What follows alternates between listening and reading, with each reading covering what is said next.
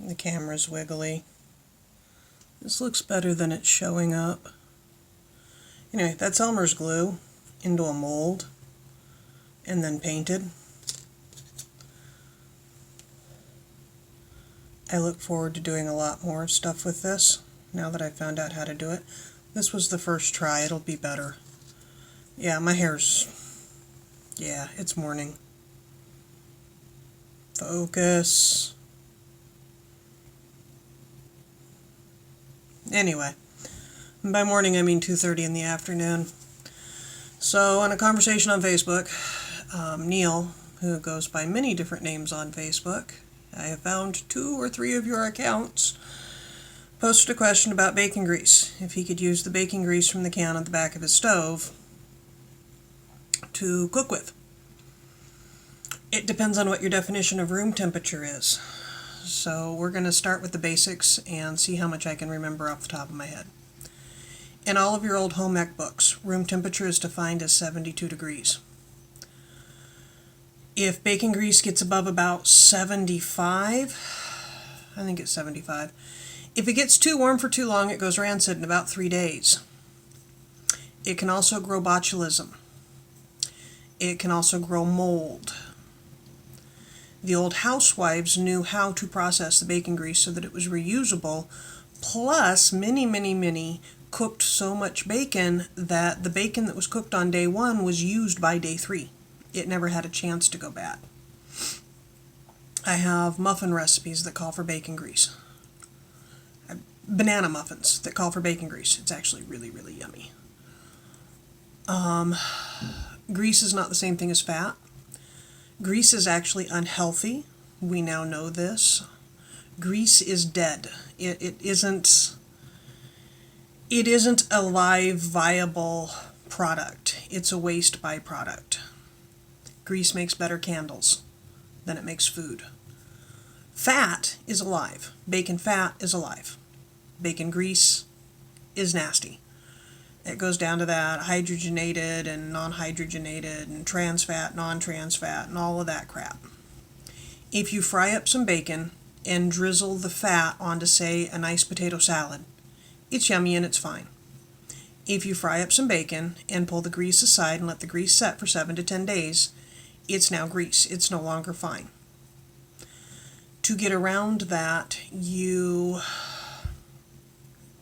old trick was to pour it through a coffee filter to pull out all the particulates, because those particulates will mold and will develop other nasty foodborne illnesses on you.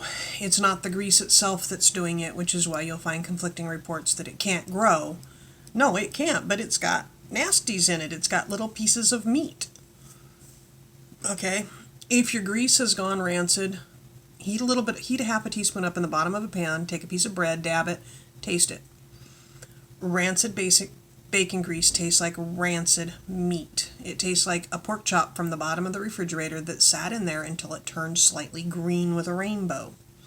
That's what it tastes like. It's gross. Okay. I taste rancid oils much stronger than, say, the husband who can't taste rancid oils.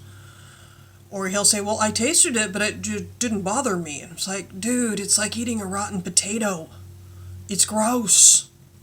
Anyway, run the grease through a coffee filter when it's still hot. Then throw the can into the refrigerator. It's good for 6 months. Into the freezer. It's good for 3 years.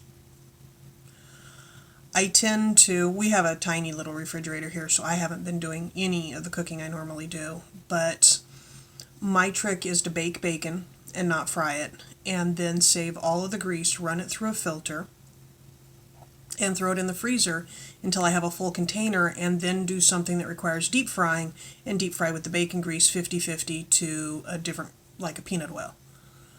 Now all those crunchies that you filtered out, they go great in gravy. They make gravy tasty amazing.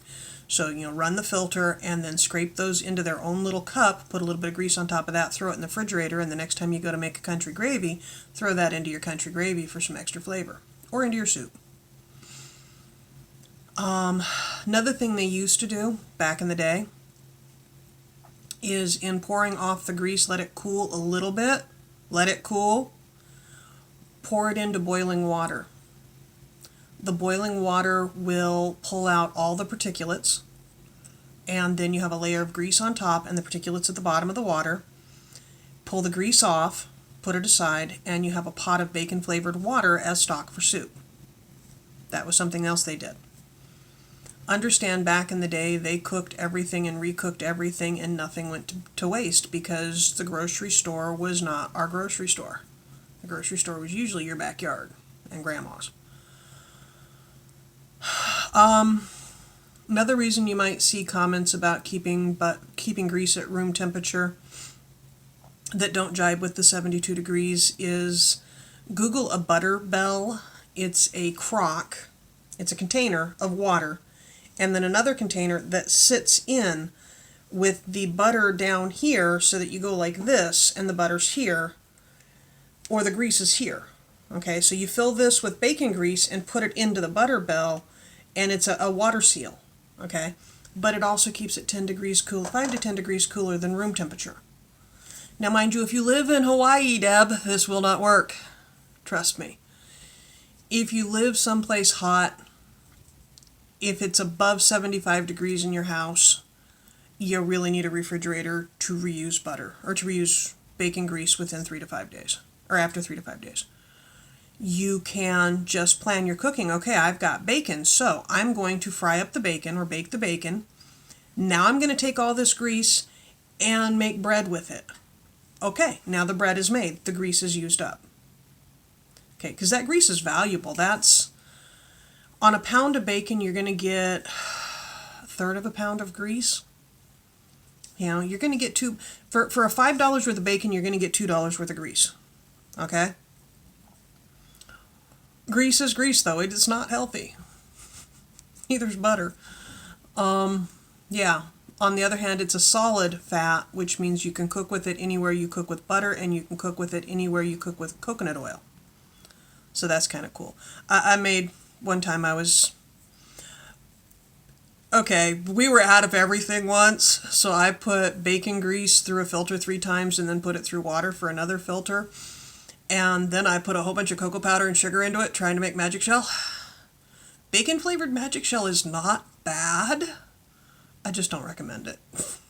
Maybe on your avocado flavored ice cream, you know? Anyway, that's my stream of thought on bacon. When I buy a pound of bacon, I will chop it up into little strips, the whole package, into little strips, and then keep those little strips together, because I can reach into the freezer and pull out one of those strips and throw it into a skillet and have little bacon crunchies and fat in 15 minutes for cooking with. Anyway, I'll talk to you later. Bye-bye.